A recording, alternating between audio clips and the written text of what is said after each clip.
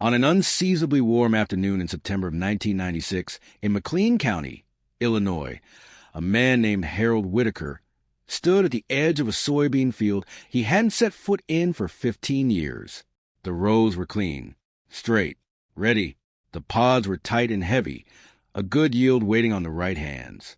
But Harold didn't look at the crop. He looked at the house beyond it. 3 weeks. That was what the doctor in Bloomington had said on August 28th, 1996. 3 weeks, maybe 4 if the man was stubborn. Harold's father had always been stubborn, and now he was dying. The problem wasn't the harvest.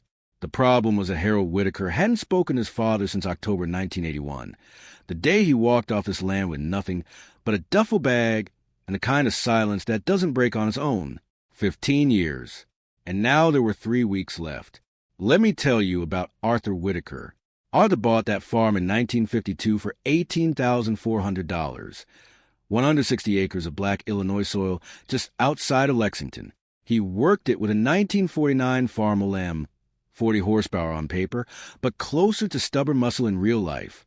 He paid $1,800 for it brand new from a dealer in Normal, Illinois. That tractor didn't just plow his fields. It built his life. Arthur was the kind of man who didn't waste words because he didn't believe most of them were worth the air it took to say them. His hands told you everything you needed to know. Thick, scarred, always moving. Harold had those same hands. But he didn't have his father's patience. In 1981, Harold wanted to modernize. Bigger equipment, bank loans, a John Deere 6620 combine, $47,000 used. Arthur said no. Said debt was a leash. Said land should be worked, not financed. They argued in the machine shed. Voices raised. Then one voice raised higher. And then Arthur laughed. Not kindly, not softly. It was a sharp, cutting sound that bounced off steel walls and stayed there long after it ended. You think you know farming because you read numbers on paper? Arthur said, "This land doesn't care what you think." Harold stood there, face tight, hands clenched. Then he said something he couldn't take back, and Arthur didn't stop him. That was the last day they spoke. Now it was 1996. Arthur Whitaker was dying in that house, and the soybeans were ready. The problem was simple. Arthur couldn't harvest them alone. Harold hadn't touched his farm in 15 years, and there were exactly 3 weeks left. The county knew about it. Farmers always do. By September 10th, word had spread to McLean County that the old Whitaker place was in trouble. Not financial trouble, something quieter, heavier. Time trouble. A man named Brian Keller heard about it too. Brian was 32, ran a successful custom harvesting operation with 3 Case IH combines, each one pushing over 200 horsepower. He was efficient, fast, modern, and confident. He drove out to the Whitaker farm on September 12th, parked his truck by the machine shed, and took one look at the equipment sitting inside. The Farmall M was still there, faded red, paint worn thin in places where hands had touched it for decades. Steel wheels replaced long ago, but everything else the original. Brian smiled. Then he laughed. Not cruel, not exactly, but loud enough. "You planning to harvest with that?" he said when Harold stepped out of the shed. Harold didn't answer right away. He just looked at him. Then he said calm and even, "It's still running." Brian shook his head, still smiling. "Yeah, but so is a lot of stuff that shouldn't be working fields in 1996. There it was, the laugh moment, right there in the yard, with 2 neighboring farmers standing by their trucks pretending not to listen. And Harold didn't react. Not the way Brian expected. He just nodded once, then said, "We're not done with it yet." That was all. Have you ever stood in a place where everyone around you thought you were already beaten? Have you ever known something they didn't? Something you couldn't prove yet? Brian offered his services anyway. Said he could have the entire field done in a day. 2, maybe if the weather shifted. Harold thanked him and said no, because that wasn't the problem. The problem was inside the house. That night, Harold walked to the front door for the first time in 15 years. Arthur was sitting in a chair by the window, a blanket over his legs, watching the field like he always had. He didn't turn right away. Then he said, without looking, "Took you long enough." Harold stood there, didn't speak, didn't move. 15 years collapsed into one moment that didn't know how to begin again. Then Arthur coughed, hard, painfully, and when he finally turned, his eyes were still sharp. "Beans won't wait," he said. "You here to talk or you here to work?" Harold swallowed, then nodded. "Work." Arthur leaned back in the chair, closed his eyes for a second, then said something that neither of them expected to matter the way it would. "We're not using anything we don't understand." And outside, in the quiet dark of that Illinois night, the old farmer sat waiting, like it knew it had one more job to do. The next morning came cold and clear, the kind of September morning where the air feels thinner than it should, like something important is about to happen whether you're ready for it or not. Harold was already in the machine shed before sunrise. The farm sat exactly where it had always sat, angled slightly toward the door like it had never stopped expecting to be used. He ran his hand along the hood. Dust came away in a thin line. Underneath, the red was still there. Let me tell you about that machine. The 1949 Farmel M wasn't built for comfort. It wasn't built for speed. It was built to work, day after day, season after season, with a 248 cubic inch inline-4 engine that delivered torque in a way modern engines don't even try to replicate anymore. It weighed just over 5,000 pounds, heavy enough to hold ground, light enough to move when it needed to. Arthur maintained it himself for 47 years. Every bolt, every gasket, every oil change done on schedule, not when it failed. That tractor wasn't just equipment. It was memory cast in steel. Harold checked the oil. Clean. Fuel line. Clear. Battery. Still holding charge. He climbed up, settled into the seat, and paused. 15 years. Then he turned the ignition. The engine coughed once, twice, then caught. A deep, steady rumble filled the shed. Not loud, not aggressive, just certain. Arthur was watching from the doorway, leaning on the frame, breathing slower than he used to. "You still remember how?" he asked. Harold didn't look back. "Never forgot." Arthur nodded, then said, "Good, because we don't have time for you to relearn slow." They worked that first day in near silence, not because they didn't have things to say, but because they had too many. The rhythm of work filled the space where words couldn't yet go, hooking up equipment, checking belts, adjusting what needed adjusting. By midday, Brian Keller drove past again, slowed, watched, then stopped. He got out his truck, leaned against the door, and studied the scene like he was trying to understand a language he didn't speak. "You're serious," he said. Harold didn't answer. Arthur did. "We don't joke about harvest," he said. Brian crossed his arms. "You're going to lose yield. Moisture levels shift, pod split, weather turns. You're risking everything trying to prove a point." Arthur looked at him, long, steady, then said, "We're not proving anything." Brian frowned. "Then what are you doing?" Arthur shifted his weight, just slightly, then said, "Finishing something." That landed differently. Brian didn't laugh this time, but he didn't understand either. "Not yet. Let me tell you something most people get wrong about old machines. It's not that they're better. It's that they're simpler. And simplicity means something very specific. Here's the difference. Horsepower is how fast you can do work. Torque is how much force you can apply to get that work started. Modern machines chase horsepower, bigger numbers, faster output. But older machines like the Farmel M were built around torque. Steady, consistent pulling power that doesn't quit when conditions get rough. That's why they feel stronger than they look. Because they don't spike. They endure. By the second day, they were ready to start. Arthur insisted on being there. Not in the house. In the field. Harold argued once. Quietly. Arthur didn't raise his voice.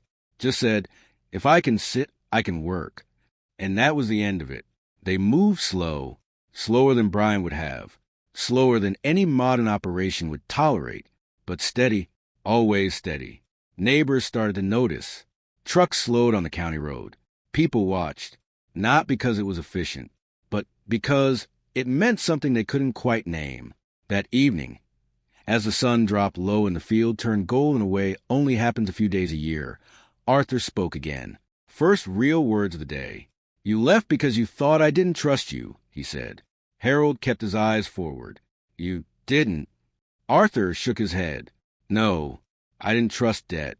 A long pause. Then, softer, there's a difference.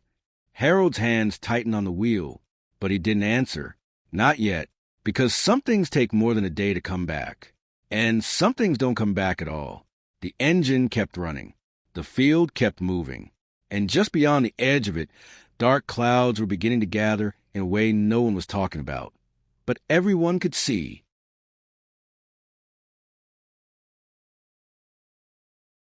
By the third morning, the sky had changed. Not dramatically. Not in a way that would make a man stop working. But enough.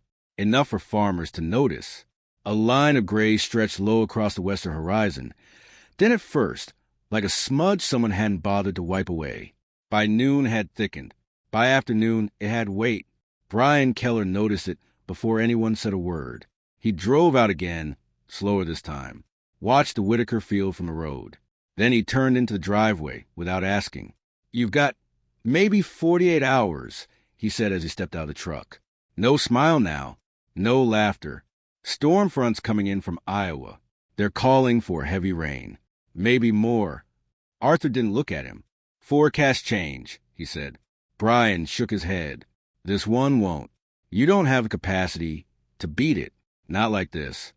Harold shut the engine down. Silence settled. Then he climbed down. You still offering help? He asked. Brian hesitated. Something shifted in his expression. Yeah, he said. I am. Arthur finally turned. Looked at Brian the way a man looks at a tool he's deciding whether he understands well enough to use. We don't run machines we don't understand, he said. Brian nodded slowly. Then let me run them. I do. There it was. The moment. The bridge between two ways of thinking that didn't naturally meet. Have you ever had to decide between doing something the right way and doing it the only way left? Have you ever realized those might not be the same thing? Arthur looked at Harold. Really looked. For the first time in 15 years. Not as someone who left, but as someone who stayed away. Your call, Arthur said. Harold took a breath. Long. Measured. Then said, we finish it together. Arthur didn't argue. Brian didn't speak. But something settled between them. Not agreement. Not yet. But alignment. They started before sunrise the next day. Brian brought in one combine. Just one. Left the others. This isn't about speed, he said quietly. I get that now. Arthur gave a small nod. The work changed. Not replaced. Changed. The farmel still moved. Still pulled. Still did what it had always done. But now it worked alongside something faster. Stronger in different ways. And for the first time, neither one was being asked to prove anything. They just worked. All three of them. Side by side. By mid-afternoon, the wind picked up. Not hard, but steady. The kind that carries something with it. By evening, the sky turned the color of old steel. And then the first drop hit the dust. Then another. Brian looked up.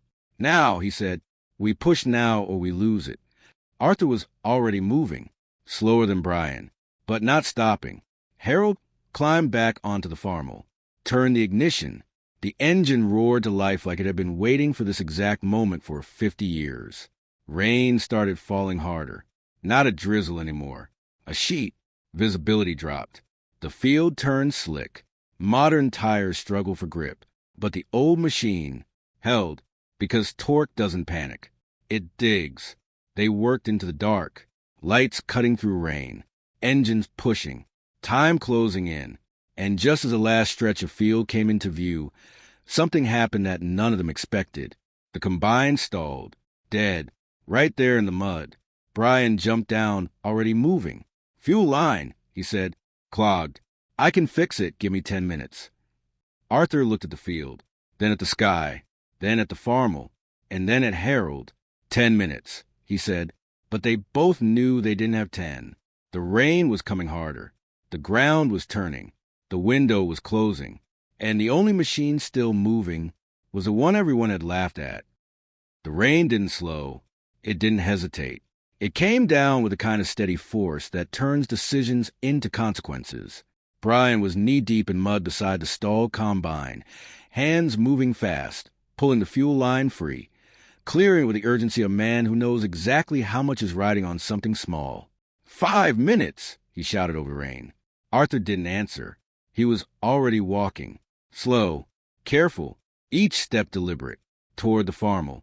Harold saw him coming and throttled down just enough for him to climb up. Arthur settled onto the narrow seat beside him, one hand gripping the edge, the other resting lightly near the controls. You remember how to finish a field without stopping? Arthur asked. Harold didn't look at him. Yeah. Arthur nodded once. Then don't stop. The farmer pushed forward, through mud that would have stalled lighter machines, through rain that blurred the world into streaks of gray. It didn't rush. It didn't surge. It just pulled, row after row, line after line. The kind of work it had always done. The kind of work it was built to do. Behind them, Brian got the combine running again. He looked up, watched the old tractor cutting through conditions that should have beaten it. And for the first time since he'd stepped onto that farm, he didn't see something outdated. He saw something essential. By the time the last row was cleared, the rain had turned the field into something else entirely. But it was done. Every acre, every row, finished. Harold shut the engine down. The sudden silence felt louder than the storm. Arthur sat there for a moment, then exhaled, long, slow. Well, he said quietly, that'll do. Brian walked over, soaked, exhausted, breathing hard. He didn't smile, didn't laugh. He just looked at the machine, then at Arthur, then at Harold. I was wrong, he said. Simple, direct, no defense. Arthur nodded. Most people are, he said, not unkindly. Then, after a pause, first time's important one. They got Arthur back to the house before the worst of the storm hit. 3 days later, on September 19th, 1996, Arthur Whitaker passed away in that same chair by the window. The field was empty. The harvest was in, and Harold was there, not as a visitor, but as a son. Let me tell you what happened after. 5 years later, in 2001, Harold Whitaker was still farming that same land in McLean County. Not bigger, not faster, but steady. He paid cash when he could, borrowed only when he had to. And every season, the Farmer M came out of the shed for at least one job. Not because it was necessary, but because it mattered. Brian Keller changed too. He still ran his operation, still used modern machines. But he started keeping one older tractor in his lineup, a restored 1953 Farmer Super M, not for efficiency, for understanding. He stopped laughing at things that worked and started asking why they worked. The Whitaker farm stayed in the family. Harold's daughter took over in 2010, bringing her own ideas, her own methods, but keeping one thing unchanged. The old tractor still ran, still started, still worked, because it had been cared for, because it had been understood, because it had been given a reason to keep going. Let me tell you something simple. Machines don't carry memory. People do. But sometimes, if you treat them right, machines can hold just enough of it to remind you what matters when everything else gets loud. If you knew someone like Arthur or Harold, someone who held on to something long after the world said to let it go, tell me about them in the comments. I read every story, and they matter more than you think. And if you want to hear about the farmer in McLean County who rebuilt a 1938 tractor from scrap metal during a drought just to prove a point no one understood until years later, that story is coming. And you'll want to be here when it does. Some things aren't built to keep up with the times. They're built to carry you through them.